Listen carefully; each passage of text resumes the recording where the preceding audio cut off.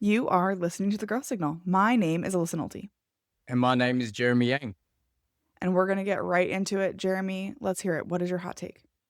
My hot take is that too many small businesses are talking about AI automation, which is very much your specialty, but I think they're really just talking about automation. And I don't think they have the resources to do AI at the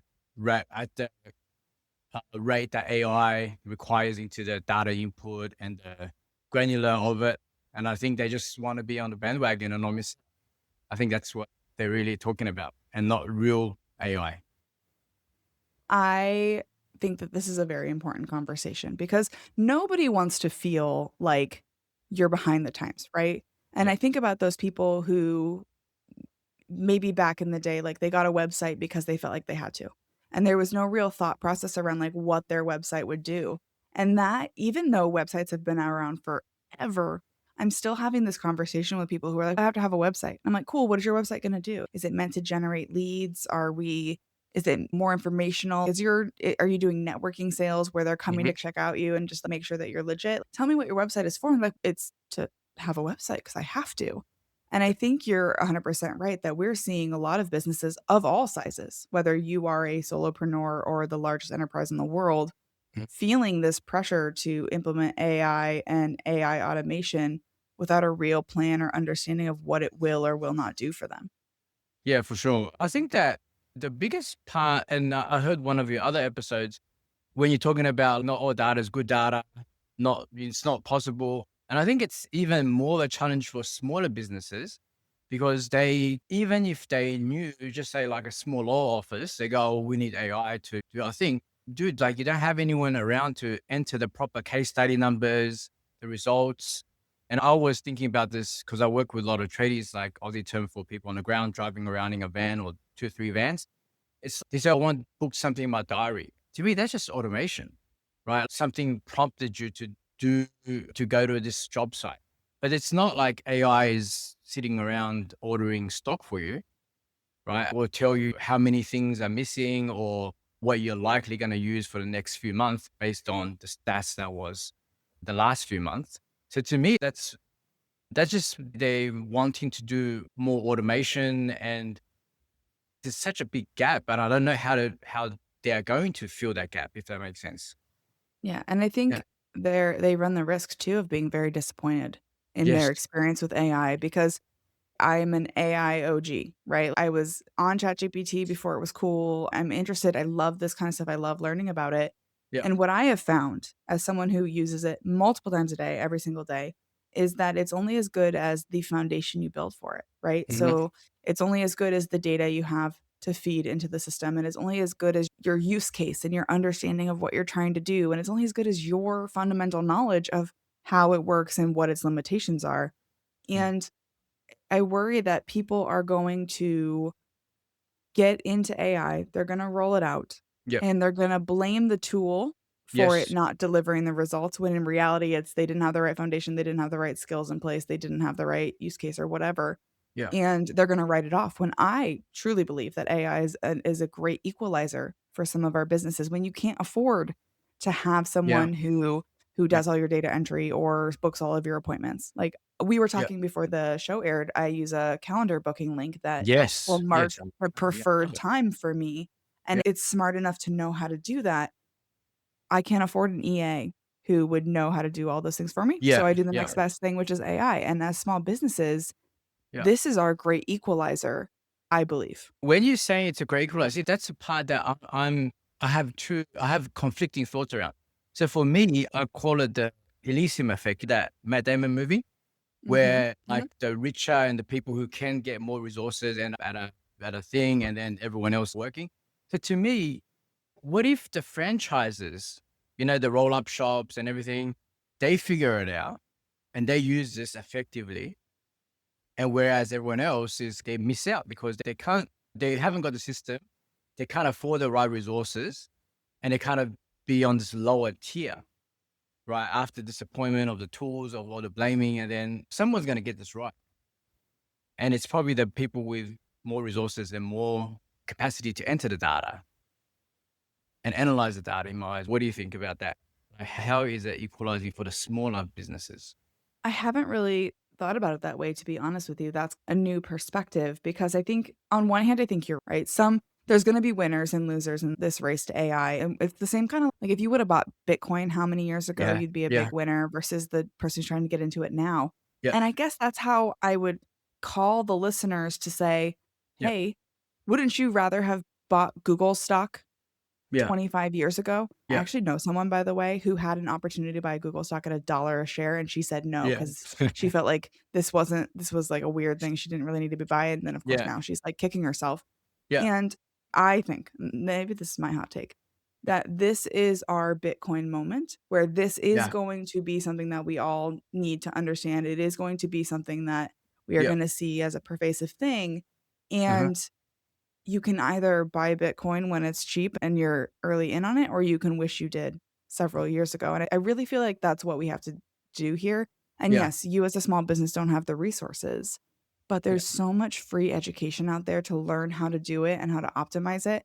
and you don't Uh-huh. have to eat the whole apple, boil the whole ocean, whatever you wanna say Yeah. there. You can say, "What is one thing I could take off my plate?" And for me, Yeah. like, that was scheduling bookings for podcasts. That's Yeah. one thing that goes off my plate and then another. So I see your point, though, is that Yeah. there could be a real winners and losers, and we run the risk of the big dogs being the only winners. Yeah. And I think that goes back to the very first point that you were saying how people wanted a website. I think even if if that's the only reason, maybe they didn't articulate it correctly. Maybe they would just wanted to put their flag on the ground. They said, well, I'm going to need a website. And it was the right thing to do, I think, because SEO would have kicked in certain things. Yeah, starting earlier is better than not starting at all. Now, I'm still struggling to try to, because I'm an agency, I run ads for people. That's my whole life. Yeah. And I'm still trying to figure out, like, who really wins out of that, because it's not the agency game. Because now, in my eyes, and I know a topic that you're doing your podcast is a client retention, which is deep close to my heart.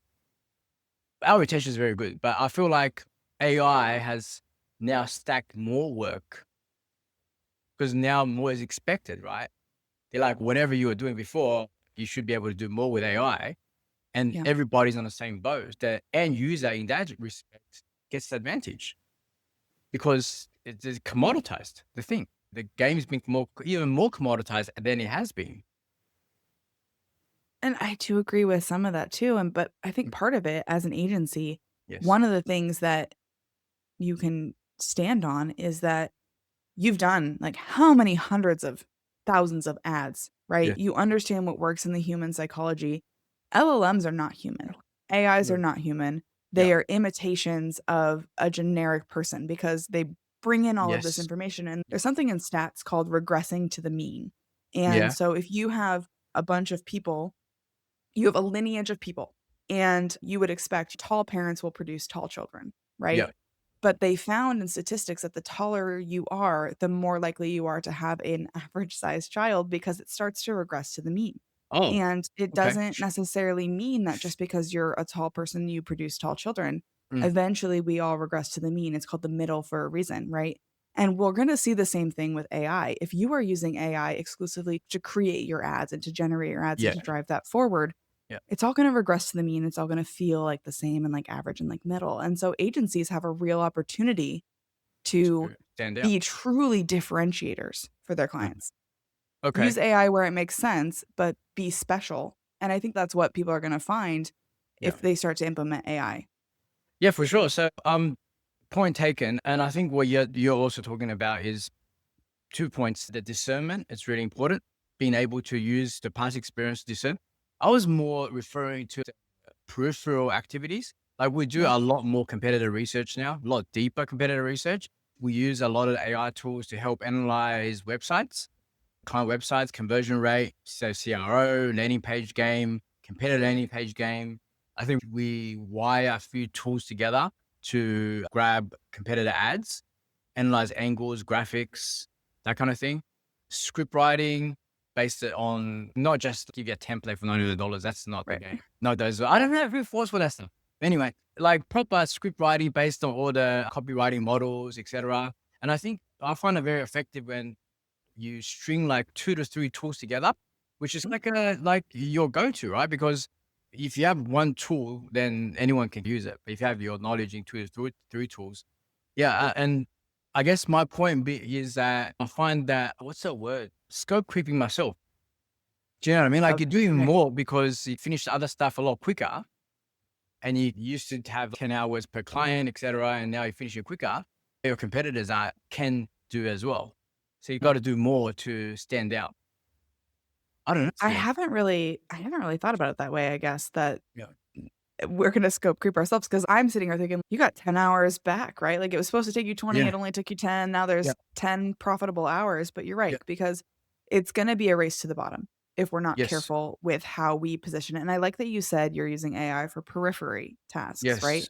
Because there is a perception in business owners, and I'm sure you're seeing this too, that this is this magic box that I can just Yeah. press a button and a unicorn will pop out and everything will be great for my business, and that we both know That's that's not not the true. way Yeah. that it works.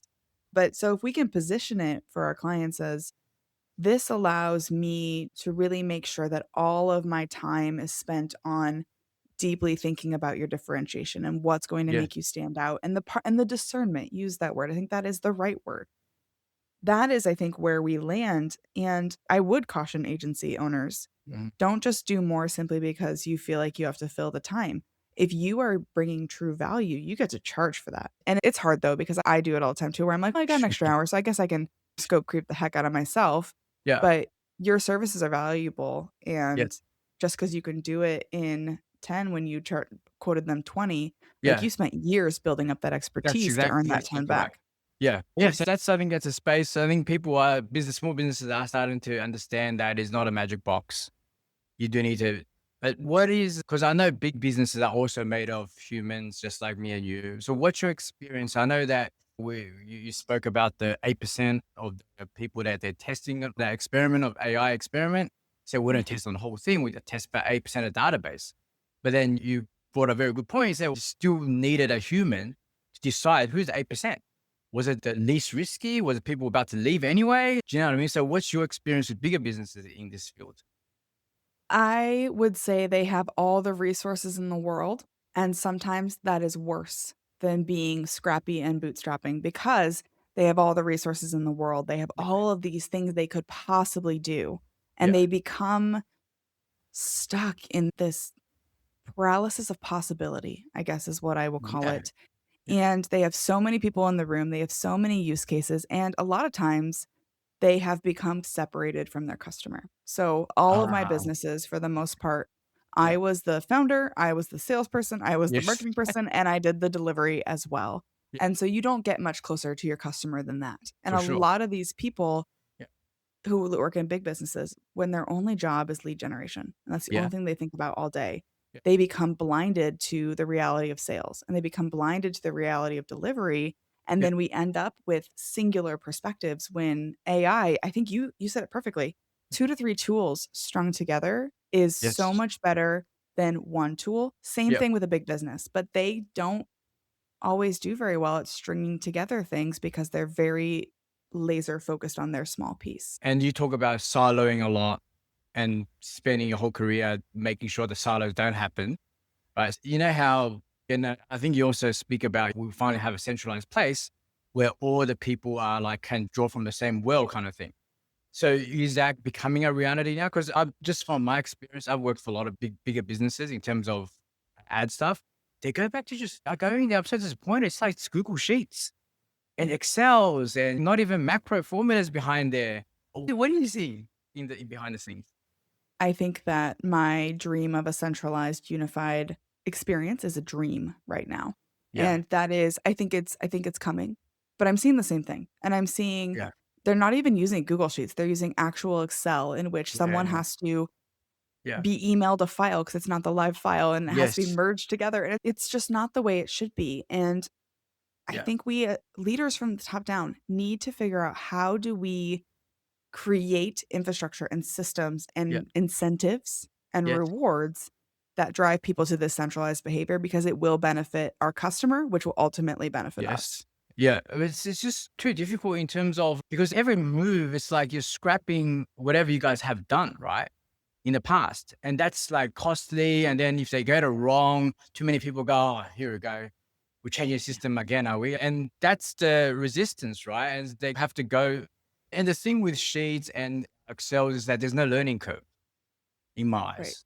So people jump in, they go, where do I get this file? They know how to press Control F. Whereas Yeah. if they have to go through a learning curve just to understand what the database is, I think there's such a resistance. And I've been thinking about this problem for a long time. I don't know. There'll come a day when it'll become a standard where they say, this is how you get it. You should have learned that in your last job. That's what we're using here. And And I right now, think we're just not there. I think it's gonna come though, because you mentioned, oh, there's no learning curve on Yeah. Excel Yeah. and spreadsheets. I have a 10-year-old and he goes to school and they have Chromebooks as part of their like Yes. There you tools go. they use in the classroom. But like when I was his age, we had computer class where we would go and learn to type. And that is so second nature for him. There's no learning curve. Yeah. And I think we're gonna get to the same place with AI because I know how to use Excel because it's ubiquitous now. Yes. But there used to be people, and honestly, people who still do, put proficient in Excel on their resume, and I'm like, "That's a Ah, table stakes bare minimum now, my friend. You don't go no. to take an Excel class." Or Yeah. I talked to someone who literally went to typing school when she was trying to be a secretary. Yeah. And Yeah. so, I'm like, these laughing, but I things shouldn't are laugh. ubiquitous. Yeah. And I'm hoping we get to that point with AI where it's just part of we understand the fabric of how it works. Like, my Yes. 10-year-old, he likes to stream on YouTube, his, like, video games and stuff, so he'll be Yeah. streaming on YouTube, and Yeah. I taught him how to use ChatGPT to write his descriptions for his videos and write titles and stuff because I wanted him to learn how to use AI in that workflow. Yeah. Otherwise, his the title of his video would be like, "Fortnite solo." Yeah. Yeah. Right. And I'm Yeah. like, "You gotta give it more than that, my guy." Yeah, that's a great start already. I have a 5-year-old. I'm already thinking he can't type yet. I'm already thinking we should get him to voice activation. Do you know Yeah. what I mean? I'm Yeah. talking to my wife. We should get him to start using that Yeah. to get the right answers and start adopting it because he has a lot of questions. 5-year-olds. Yeah, Yeah. yeah. I think that one of the use cases that you came up with, and I go, okay, that's a first real kind of thing is when you said, what if the salesperson was talking? Right? And then on the side of the screen, and it comes up with all the stuff that it has worked in the past and what Yeah. other people in a similar field have solved this problem. I go, that's good. That's the first person I've heard said something proper and useful. Like it's actually practical right now. Yeah. Do you know what I Right. mean? For a business to be unsiloing and doing that.